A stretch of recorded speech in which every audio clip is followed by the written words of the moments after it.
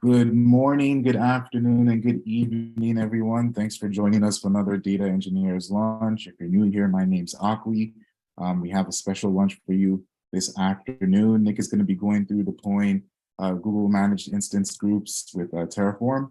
Really excited for that. As usual, if you're new here, sponsors for this event are Raul and myself. We are looking for speakers and sponsors for the event. If you're interested in either opportunity, please reach out to me at the email address listed below. We are a part of a larger community called Data Community DC, which believes in building an inclusive environment. So no matter your race, gender, or sexual orientation, everyone is welcome, and we expect respect to be given to all. Data Community DC is made up of a lot of different groups, generally all surrounding data. You can find out more about these groups at the various links listed below. If you have any issues, please feel free to reach out to me directly.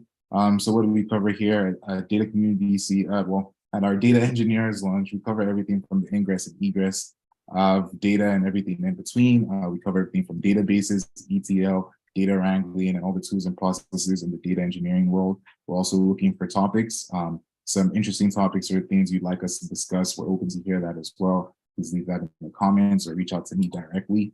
If you're new here, please go ahead and introduce yourself to the chat. Your name, how you are working with the data, what you hope to learn from these lunches, and like I mentioned just a second ago, anything you'd like us to cover on future lunches, or anything you may be struggling with, any cool projects you're working on as well. That'd be great. Group rules, if you have a question, please go ahead and ask it. As always, we want you to be polite and courteous to others. We do want this to be an inclusive community, so share what you know with us. We're all trying to learn here. Here at Anant, we design, build, and manage global real-time data and analytics platforms surrounding Cassandra, Spark, and Kafka. I'd like to thank our program sponsors and also our organizational sponsors, all listed below. And then also like to take a second, open up our chat to any announcements you may have, any jobs, meetups, hackathons, conferences, classes, general announcements. Just go ahead and leave a quick description and a link in the chat. And then future events, obviously we have our Data Engineers lunches on Mondays at noon, and then our Cassandra lunches at Thursday at the same time. Please do subscribe to the channel, so whenever we go live for any of our lunches or any of our events, which for the most part are going to be online, you'll get a notification, you won't miss them. And if you can't make it during that time, you'll always watch it later on demand. Our latest runbook is up and running. This edition covers wide partition use case, errors and warnings and logs, and a Byte DB cluster setup. So please go ahead. I'll leave that in the chat. If you haven't already, please grab it. It is free, and grab that while that's still available. I think that's it for me. So with that, I'll go ahead and hand it over to Nick. Nick, over to you. Thanks, Akwi. So today we're going to discuss, as Akwi said, this GCP resource called Managed Instance Groups, and we're going to deploy a basic one with Terraform. We're going to get a little deeper than that. We're going to discuss some of the sort of control flow that you can use to develop using these resources, and talk about some specific things that I learned while doing this. So if you haven't heard of a Managed Instance Group, it is a Google, again, it's a Google resource, and I sort of think about it as a resource that gives you some of the same features of Kubernetes. Specifically, there are two, auto healing and auto scaling, that you can define these values and properties in Terraform to sort of simulate this same behavior that we get from Kubernetes without the steep learning curve of Kubernetes and without some of that complexity. So let's talk about some of the GCP resources that I used for this project and that you'll probably need to use for really any project. So for IAM and admin, we'll get more specifically into what that entails, but you can navigate to your IAM and admin just literally through searching here. You'll see, your scenarios. Oops. And you can see for this project, that I have 3 roles, okay? This is the role that sort of started on the project. This is just my user account. And then these service accounts were developed as, Google detected that I was trying to use Terraform to deploy some resources. We'll also use the Cloud Shell, which this is another Google resource that is just pretty ubiquitous. You're going to use the Cloud Shell anytime you want to interact with GCP, unless you're using Terraform specifically. Again, this is another resource that you can just navigate to. Excuse me. Here, there are a lot of documentation and tutorials for it. It spins up relatively easily, and as you can see, it's connecting to a specific Cloud Shell instance that I've been developing on for the last week. And we'll see when this finishes loading that it's connected to a specific directory that I've generated for this, and we have this Terraform file open. Okay. I'm going to open up the terminal. Let's clear our screen here, and you'll see this is just pretty much your standard terminal we're operating from here. So, there was another resource, another couple of resources that I discovered that were really, really useful and that I wanted to share with you. This container registry, for one, we'll look at a couple different versions of it. So for this is the container registry that is specific, as you can see, to my Google project here. And you'll notice this big indication that Google is essentially trying to transition away from container registry into this product called an artifact registry, which is going to do all the things that a container registry did and more. It's going to store some additional products. So Google's container registry has a profound list of resources available. So what we're seeing here, this is the first page of 233 options. And if I was interested in developing in Django, I've got a huge variety of Django Docker images available that you can pull with gcloud commands, or that, as I did, you can add them to instance templates. So let's get a little more specific in some of the GCP resources that have to be enabled to use managed instance groups and to do this demo. Okay. There are these three APIs which you need to use in order to simulate this demo. There's the Compute Engine API, the Storage Engine API, and the Compute Engine Instance Group Manager API. So again, we can access those very simply through the Google console. You'll see I have already enabled this API for this demo, but you can just confirm that here. We can do really similar things. You'll also notice that these are paid resources. Google does offer some great introductory credits. Anytime you create a new Google account, you can use those introductory credits, which is pretty useful. And they also tend to offer some of these things for free. So in addition to the Compute Engine API, you'll see the Storage Engine API I am using because I'm using a Terraform backend. My Terraform backend is remote. It's a Google bucket. But again, you can navigate to any of these and just confirm that they're enabled or enable them through the Google console. There are also methods to do this through gcloud commands, but at least as you're getting started, it's really helpful to be able to use this console in the way that it's intended. Some things that are useful to add. I did add the Google Container Registry API because I did use a Google container, and eventually, again, that's going to transition into the Artifact Registry API. So for the specific roles that you need to have enabled in order to run this demo, let's go back to IAM. I think I must have shut that, but that's relatively easy to get back to. So let's just come grab this one. So you'll see that I've added a bunch of roles here.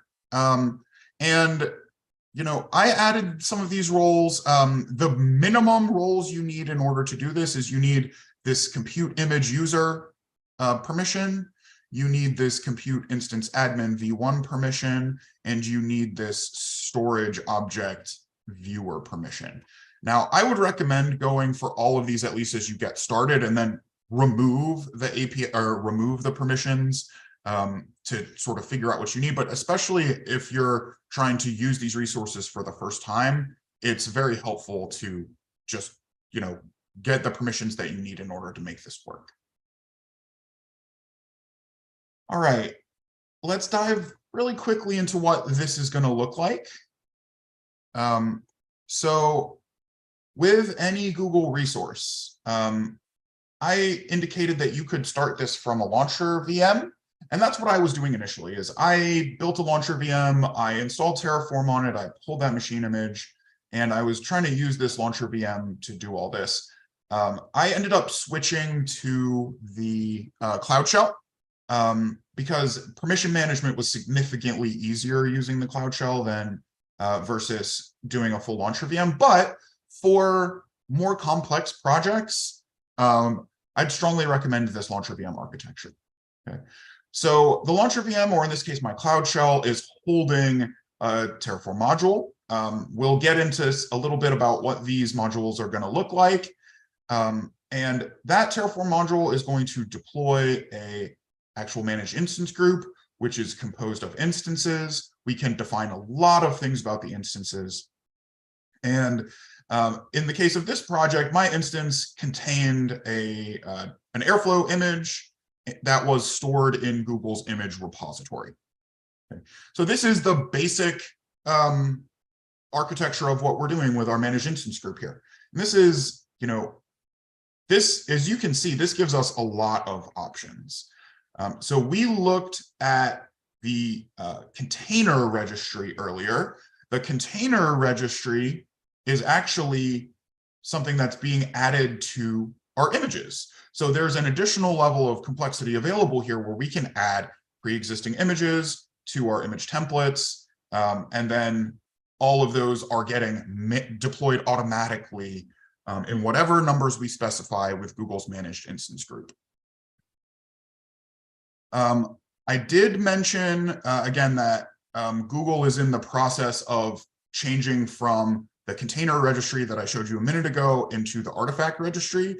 And I would warn you that Terraform is a little bit behind on this for the moment. This is one of the challenges that I ran into when I did this, is specifically correctly locating the image that you want to use.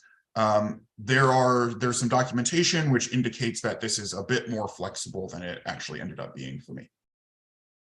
So let's talk about that complexity a little bit here. Okay.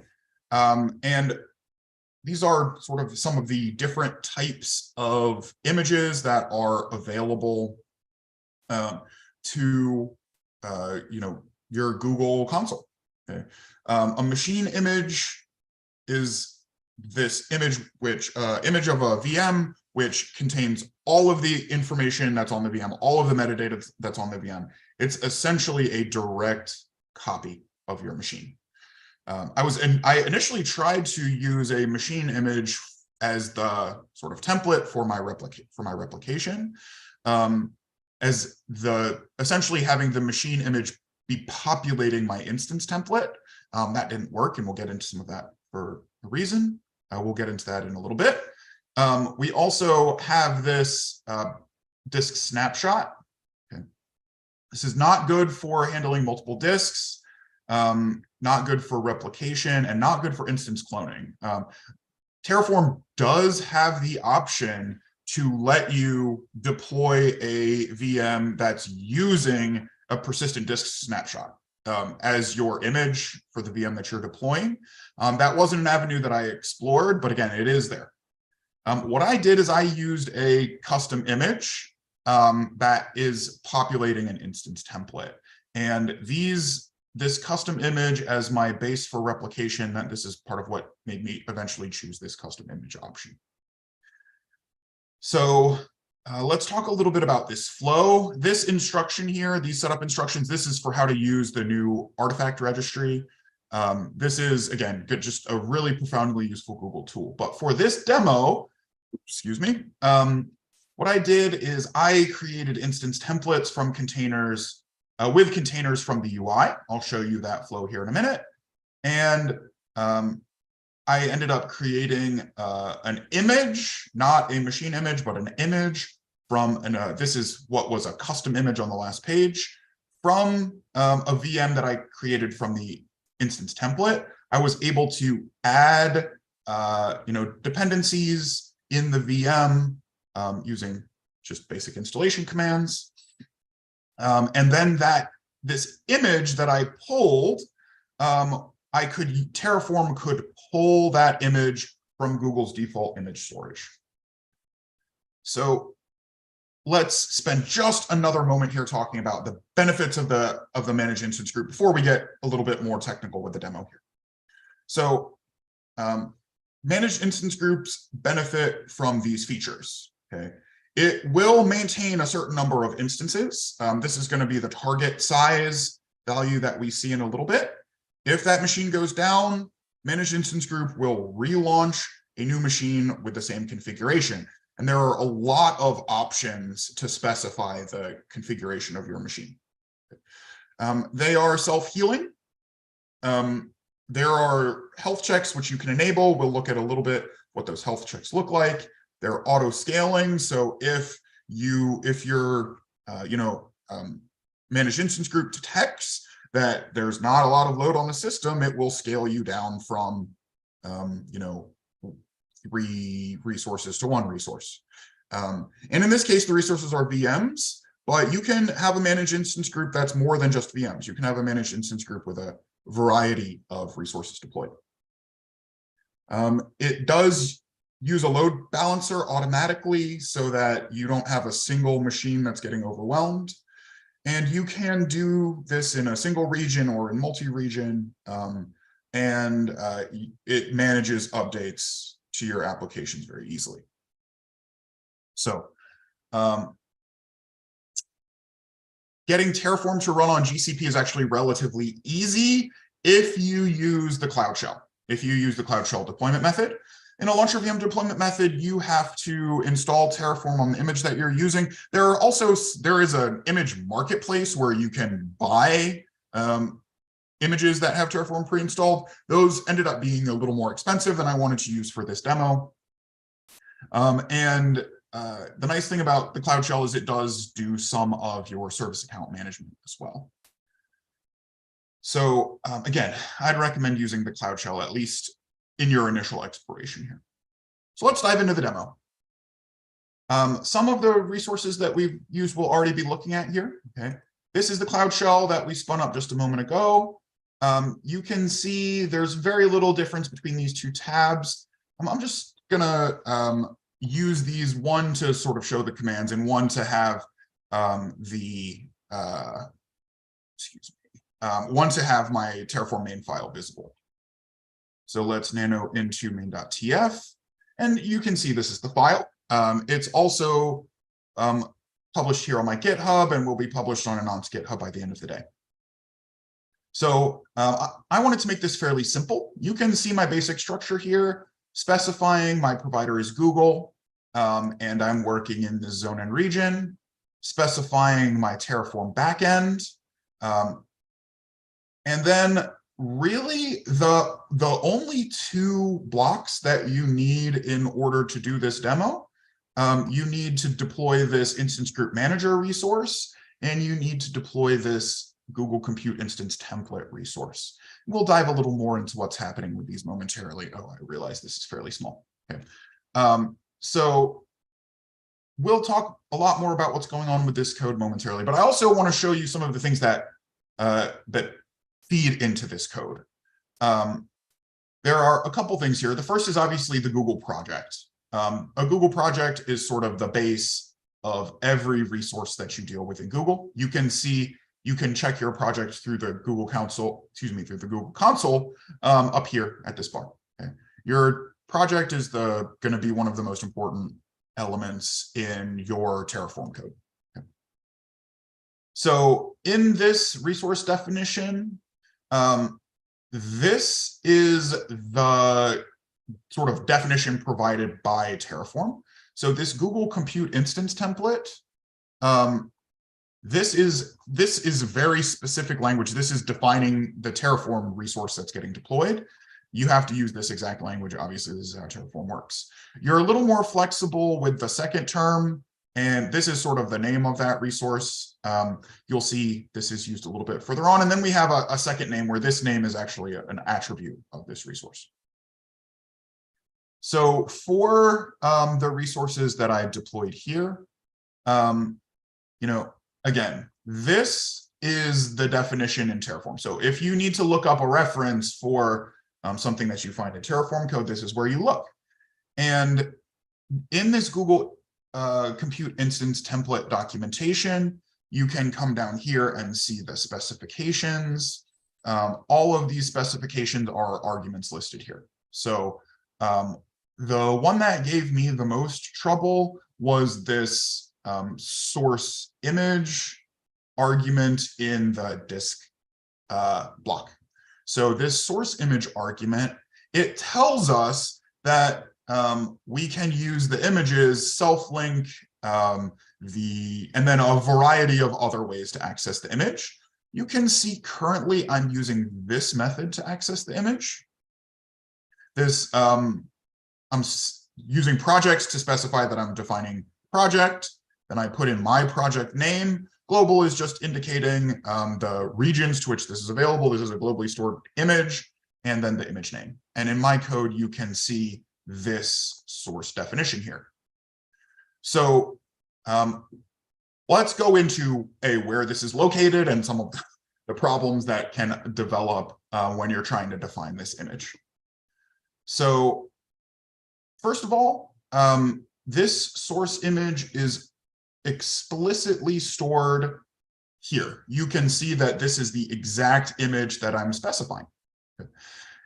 And the way that this image was generated was using the VM instances. And this is where this comes into play. Oh, I need to reset here. It's showing a resource that actually isn't available right now. So currently, the only VM that I have deployed is this image test VM. Okay, this image test VM, you can SSH into it. I've enabled HTTP for this. Like, there's nothing crazy about this VM. But what you can do, and what I did do with this VM, is I came down here to this images option, and I created an image based on that VM that I was using.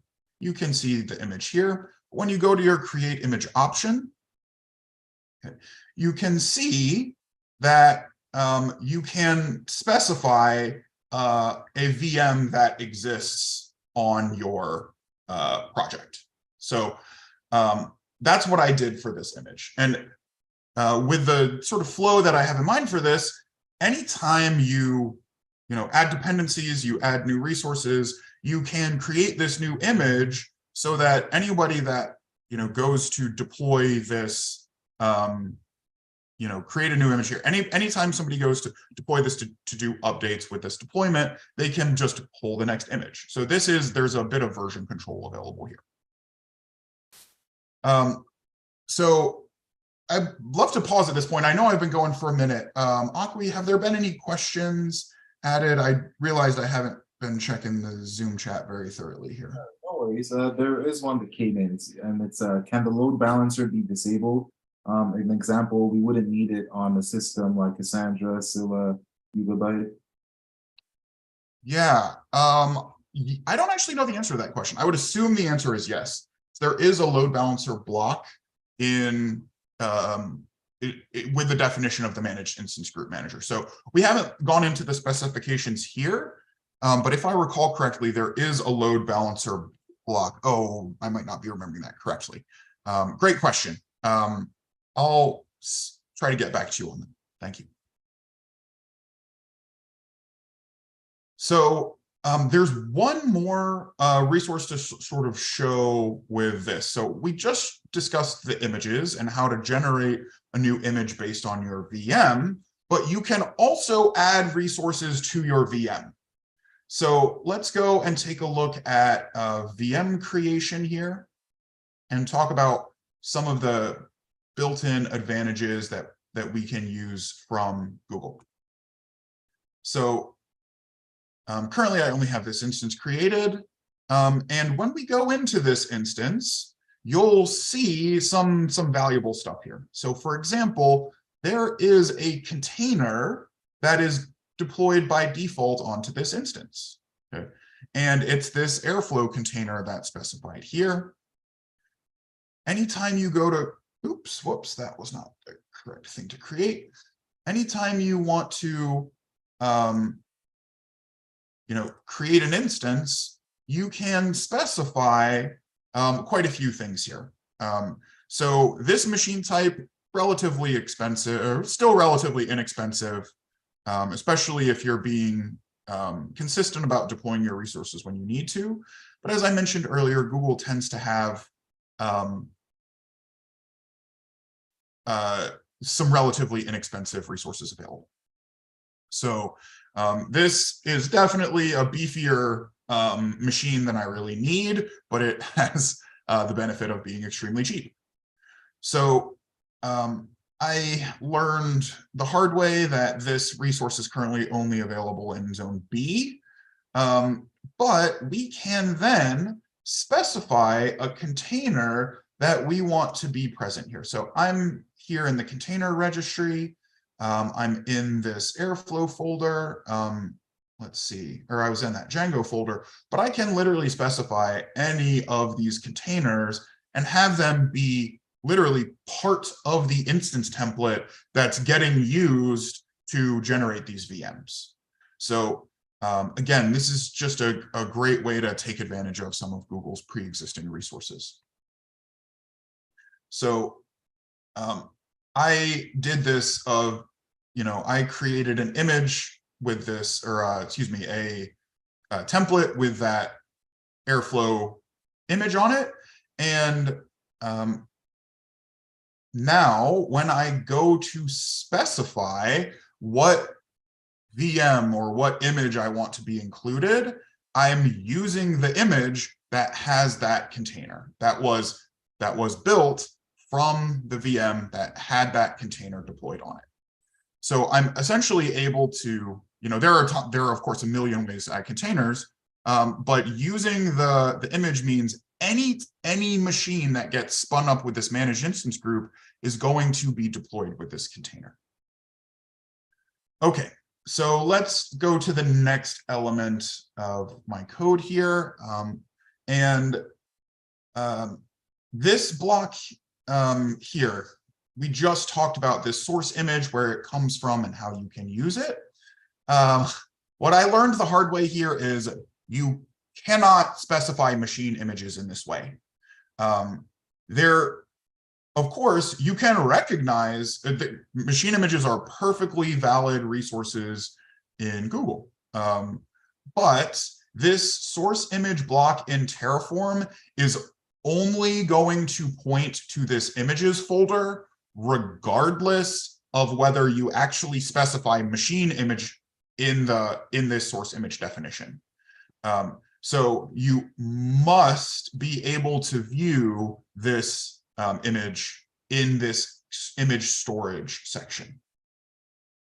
One of the things that I discovered that was quite useful is you can use a gcloud command to specify, let's see, I think I have it here already.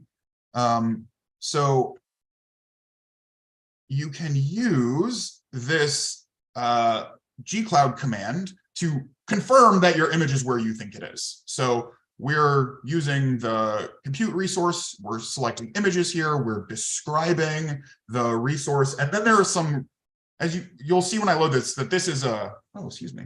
Am I in the wrong folder? That's really interesting. Oh, sorry. I think this switched. There we go. Okay. So you can see there's a lot going on with this output. Okay. But some of the important things to see here, this self-link can be used to basically identify this, this image through a huge variety of Google resource options. You can see the tail end of this URI, projects. This is the exact specification we discussed for this image earlier. Projects, project name, global images, the image name. Okay. These gcloud commands are really useful for figuring out where stuff is. And if you don't want to deal with the whole, with the whole output and have to search through it, you can of course use your grep commands and figure out what the specific thing is that you're looking for. Another valuable thing here that you might look for sometimes is this source disk image. All of these references can be used in the Terraform commands that, or in the Terraform code that you're using to specify what's going on here. Okay. So cannot overstate the importance of using these gcloud commands to confirm during your testing as you're trying to get this working, to confirm that things are where you think they are. Okay. And you can do the same thing with machine images here. If you are using a machine image, there's just a lot of flexibility. By changing this, you can figure out exactly where stuff is. Okay, so we've sort of talked about what's going to happen. We've got one more resource to discuss, and then let's dive in and see what actually happens. So this resource, the Google Compute Region Instance Group Manager. I said region here because, again, I'm trying to save some money, and this means it's only being deployed on a single region. You can also deploy this as a multi-region option. So here's your specification page for the Instance Group Manager. Okay. And you can see a lot of the things that you can add here. So you can add health checks, you can add thresholds, you can add how frequently you're going to test the health of the elements inside your VM. So once we get a little deeper in here, this is one of the key pieces of this block that's absolutely essential. Okay. You have to specify the specific instance template that you want to use for your instance group.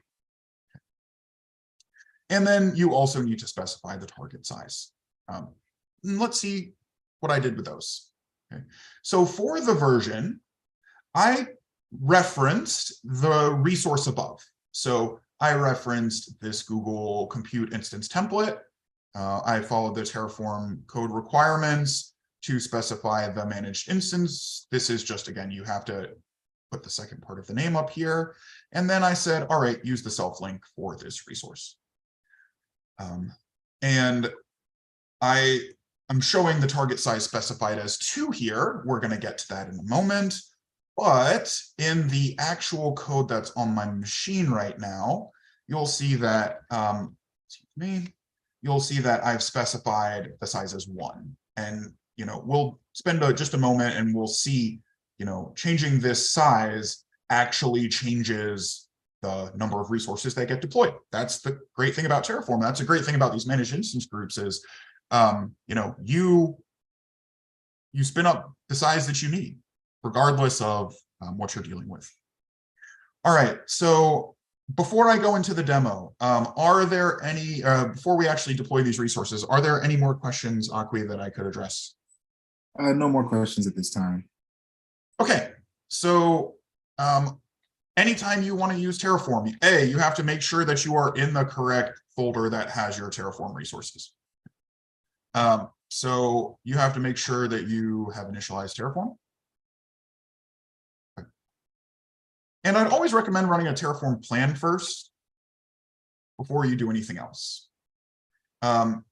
So Terraform plan says that it's going to add 2 resources. It's going to add this instance group, this compute region instance group manager, and it's going to add this template.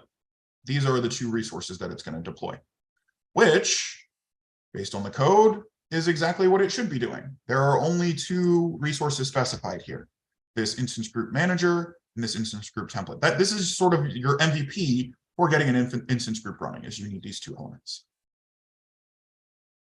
So let's also look at what the current state of these resources are now. So let's go take a look at my VMs. Currently, the only VM that spun up is this VM that I used to generate my image. This would, I think, be sort of a test machine. This is a machine where you're trying to get additional things to work. And when you get a new major thing to work, you can pull a new image, and then start working from that new image. Little version control option there. We'll also take a look at the instance groups. There are currently no instance groups deployed here. Okay. Last but not least, let's take a look at this bucket. This is the bucket that I defined as the backend up here at the top. I specified that this folder is going to hold my Terraform backend.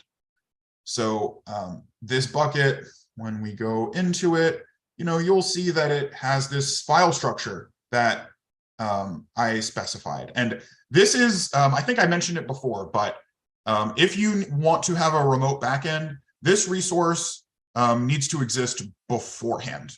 If you try to create your backend location at the time of deployment, you might be able to use a depends on block. I wasn't able to test that, but to use a remote backend, this bucket location has to exist when you run Terraform init, or your Terraform, is going to say, yeah, that you can't do that. So the last time I ran Terraform deploy was just a couple minutes ago, about, I guess, 40 minutes ago at this point, before we were, when I was testing this out to make sure that everything was working. So now we know what resources we expect to be deployed, right? We expect these two resources to be deployed. This matches our Terraform code. Now let's run our Terraform apply. The number of times I have written Terraform is just crazy. I'm not going to run auto approve this time. The auto approve flag is one I'd usually recommend. We just ran Terraform plan. Terraform deploy is going to confirm, or excuse me, Terraform apply is going to confirm that these are the only resources that are being created. Yes, here. And now this is going to take a moment. So let's take a look at, while this is spinning up, at some other really valuable resources that I found, and spend a moment discussing the process here. So we haven't looked at this block yet. This is an incredibly valuable set of examples, which go into really deep detail. So even their simple version, they're splitting this up into a more conventional structure with a Terraform main file, variables defined separately, and outputs defined separately. Okay. But what you can see in the main file here is they're doing a lot of the same things we are. Okay. They have an instance template, and they have this managed instance group defined here. I think the really interesting spot is when we go from simple to full. Okay. You can see a lot, that there are just a profound number of options that you can use here. So you can use an image family instead of a single image. You can specify machine types, which I did as well. I also had to specify the service account. But when we get down here, you'll see I used one of these. I used target size for my managed instance group, but you can do a lot more than that. You can define a min and a max size. You can define auto scaling for all of these elements. And this is a very flexible resource that you can deploy programmatically from Terraform. So our resources got deployed. Let's see what happened. So first, let's take a look at the VMs. So you can see that a new VM was deployed here. You can see what it's in use by. And this is what we would expect. This is the name of the managed instance group that we specified. So now let's go to our instance groups. And let's refresh this. Surprised this is okay. And you can see that this instance group with the target size that we specified got created as well. So this is the most basic thing that Terraform does, is it deploys the resources that you want. This is how to get them deployed into GCP in this specific configuration that we've defined. So let's play around with this a little bit. So just to show you how easy it is, let's just change our target size from 1 to 2 here. And save our value. Okay. Let's do a Terraform destroy just to show you that these resources are also getting destroyed.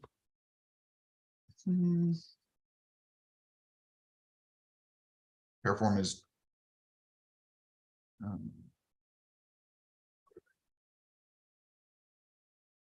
I guess I typed auto approve, excuse me.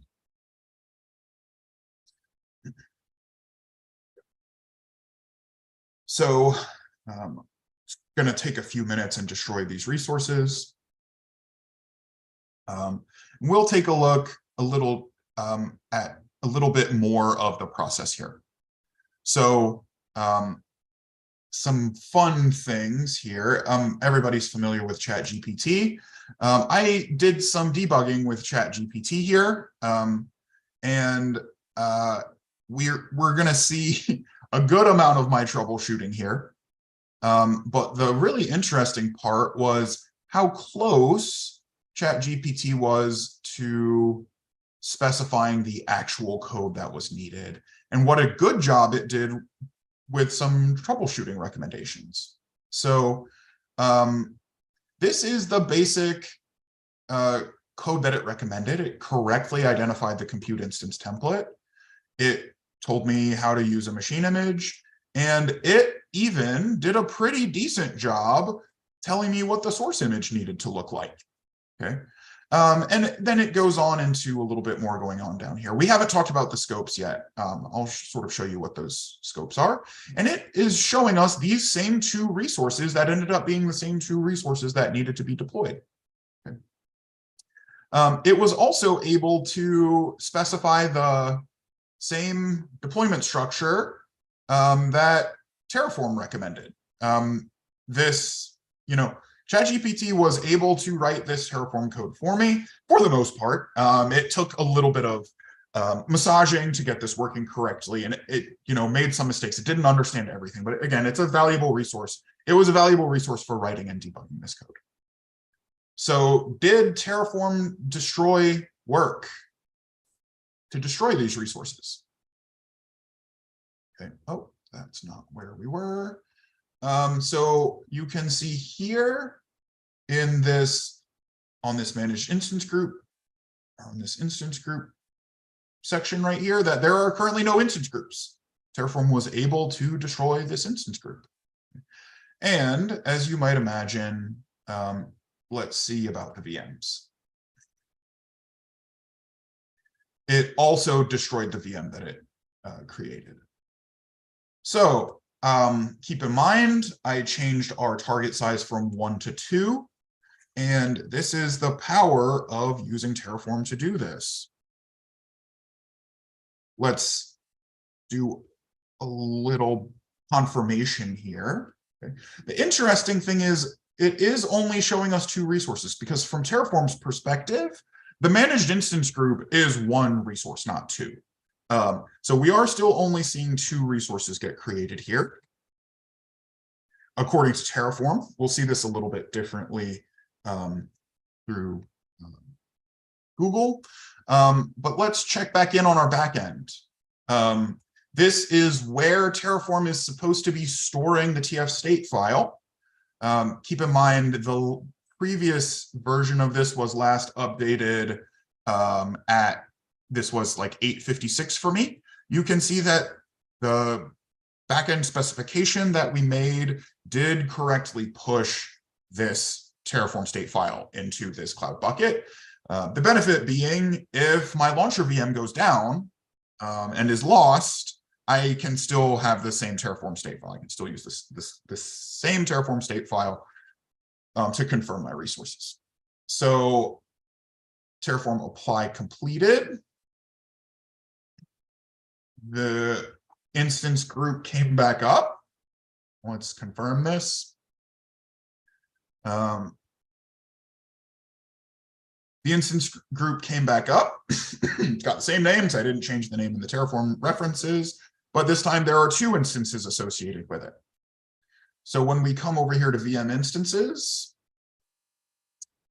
let's see if there are 2 VM instances associated with this deployment. And as we can see, there are. These were created with the specification that lets us, I enabled HTTPs for this so that I could easily SSH into these. And as you can see, when this finishes logging in, we'll be able to confirm that that Docker image that I showed you earlier that was pulled from the instance template and pulled from the Google's repository is here, right? This is the image that we specified. And this Airflow image right here is exactly what we specified. All right, that is the majority of the demo that I wanted to do here. We can see how Terraform is able to deploy these managed instance groups. We can see that Terraform can control the size of these instance groups, and Terraform is able to, and these managed instance groups are both self-healing and or auto-healing and auto-scaling. I'm not putting any load on them currently, so they don't really need to scale. But this is just a quick demo into how to use Terraform for managed instance groups. Does anyone have follow-up questions, or is there anything that anybody would like me to go back into? Yeah, so like Nick said, if you have any questions for Nick, just go ahead and leave them in the chat. While we wait on any potential questions, Nick, I just want to thank you again for a fantastic demo. I found this very, very interesting. Also, to everyone in the chat, we are looking for potential speakers at our data engineers launch, also our Cassandra launch as well. If we have any data professionals that are in the audience tonight or this afternoon, I guess for us, if you're interested in this opportunity, please reach out to me at akwi@amount.us. That's AKWI. You can also reach out to us on our websites. Please, if you haven't already, do like the video and subscribe to our channel. That way you'll get notified whenever we go live in case you miss an announcement for an event. Nick, it doesn't look like we have any other questions in the chat. Again, I want to thank you again for a great talk. I want to thank you who joined us in the audience today. If you're watching this in the future, please try and join us during the stream. We'd love to have you here. We are building a community and we want everyone to get involved. So if you're interested in any of the opportunities we talked about today, please do reach out to me. Thanks. Hey, Akwi. Before, I want to reemphasize, please reach out to Akwi for this, but I did, before you close, I was able to answer the question about the turning off the load balancer. You can turn, I just literally asked ChatGPT, And it's indicating that you can turn the load balancer off by removing the target pool. It looks like my screen might not still be visible, but if you, in your Google Compute Instance Group Manager resource block, you set the target pool to an empty list, that will disable the load balancer. Sorry to cut you off there. I just wanted to make sure I answered our audience's question before we closed. No, thank you for doing so. I'm sure that was very much appreciated. Yeah, and that's all we have, everyone. Thanks for joining us, and we'll see you again next week. Take care. Thanks, everybody. Bye.